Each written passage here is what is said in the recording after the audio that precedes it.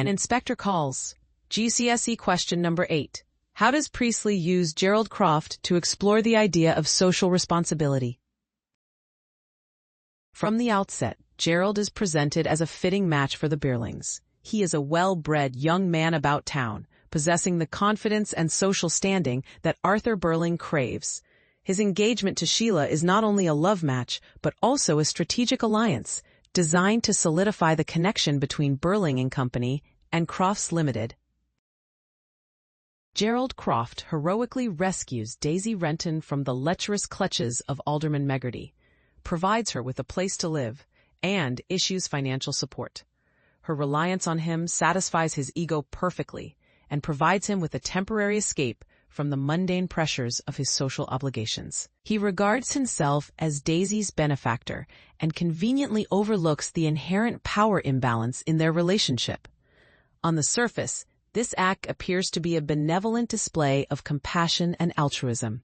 However, after a short while, the truth of this transaction is revealed as the union morphs into a model of control and dependence. As the inspector points out, Gerald makes a mistress of Daisy Renton and possesses her, until he tires of the affair and callously abandons her.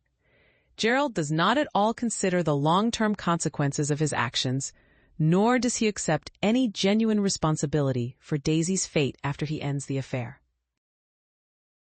In his confrontation with the inspector, Gerald ultimately resorts to a self-preserving stance. He continuously attempts to deflect responsibility by projecting blame onto societal structures or indeed Daisy Renton's own choices.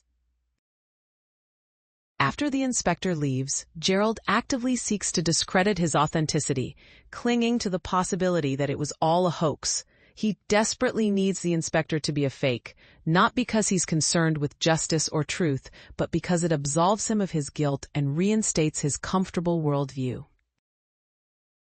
In contrast to Sheila and Eric, who experience moments of genuine remorse and a desire to learn from their mistakes, Gerald remains largely unchanged. Rather than confronting the systemic issues which lead to social inequality, Gerald makes superficial gestures of kindness, which characterize the entrenched complacency of those of his class, who, blinded by privilege, are unwilling to acknowledge their complicity in the suffering of others. Gerald Croft is not simply a villain.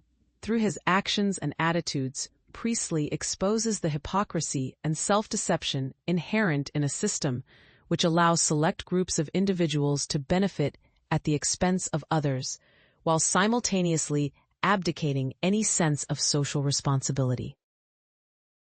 Priestley uses Gerald as a mini cautionary tale, urging audiences to reevaluate their roles within society for the welfare of all and to embrace the issue of moral accountability and collective responsibility.